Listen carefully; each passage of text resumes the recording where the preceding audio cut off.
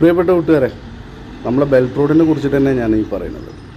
Belt road എന്ന് പറയുമ്പോൾ നമ്മൾ കോഴിക്കോട് എയർപോർട്ടിൻ്റെ റൺവേ സ്റ്റാർട്ട് ചെയ്യുന്ന സ്ഥലം, അന്ന് ആക്സിഡൻ്റൊക്കെ ഉണ്ടായ ആ സെയിം സ്പോട്ട്, അവിടുത്തെ ഒരു കാഴ്ചയാണ് ഞാൻ നിങ്ങളുടെ അടുത്ത് കാണിക്കുന്നത്. നമുക്കിവിടെ വന്നു കഴിഞ്ഞിട്ടുണ്ടെങ്കിൽ നല്ല ഫ്ലൈറ്റ് ഇറങ്ങുന്ന നല്ല അടിപൊളിയായിട്ടുള്ള വ്യൂ കാണാൻ പറ്റും. ഇത് കാണാൻ വേണ്ടിയിട്ട് ഒരുപാട് പേര് വരുന്നുണ്ട്. അതുപോലെ ഫ്ലൈറ്റ് നമുക്കിങ്ങനെ ഇറങ്ങുന്ന നല്ല അടിപൊളിയായിട്ട് കാണാൻ പറ്റും. പക്ഷേ അവിടുത്തെ ഇപ്പോഴത്തെ അവസ്ഥ അതാണ്.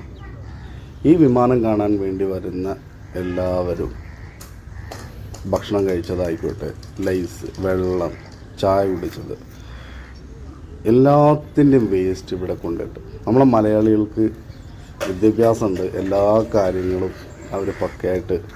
പക്ഷേ വകതിരിവ് എന്ന് പറയുന്ന സാധനം ലേശം അടുത്തു കൂടി പോയിട്ടില്ല എന്നുള്ളതിൻ്റെ തെളിവാണ്. ഇത് കുറച്ച് കാലം മുമ്പ് വരെ ഇവിടെ ഇങ്ങനെ ആയിരുന്നില്ല, നല്ല നീറ്റായിട്ടുള്ളൊരു സ്ഥലമായിരുന്നു. അന്നേരത്ത് ഇവിടെ വന്നു പോകുന്നു, കാണുന്നു, അത്രേ ഉണ്ടായിരുന്നുള്ളൂ. പക്ഷേ ഇതൊരു ട്രെൻഡായി മാറിക്കഴിഞ്ഞതിന് ശേഷം നോക്കി ഇവിടുത്തെ അവസ്ഥ അവിടെ ഒരു ഷോപ്പുണ്ട്. ഇങ്ങനെ ഒരു ഷോപ്പ് അവിടെ നടക്കുന്നത്, നല്ല തകൃതിയായിട്ട് കച്ചവടമുണ്ട്. ആള് കച്ചവടം കഴിഞ്ഞിട്ടുള്ളത് നാരങ്ങ പോലും പെറുക്കാൻ ആൾക്ക് സമയമില്ല, അത്രയും കച്ചവടം ഉണ്ടെന്നാണ് അതിനർത്ഥം. ഇത്രയും വൃത്തികേടാക്കിയിട്ട് വെച്ചിരിക്കുക. ഉപ്പിലിട്ട് പൈനാപ്പിളിൻ്റെ പീസാണ് അവിടെ തൊട്ട് ബാക്കിൽ, ഈ ഷോപ്പിൻ്റെ തൊട്ട് ബാക്കിൽ കിടക്കുന്നത്. ഇങ്ങനെ എന്താ ഇതിനൊക്കെ പറയുക ശരിക്ക്? ഇനി ഇത് പൂട്ടേണ്ടി വരും. ആ ഗേറ്റ് അടച്ചു കഴിഞ്ഞിട്ടുണ്ടെങ്കിൽ പിന്നെ അവിടെ വന്നിട്ട് ഇത് കാണാനുള്ള ഒരു അവസരം ഉണ്ടാവില്ല.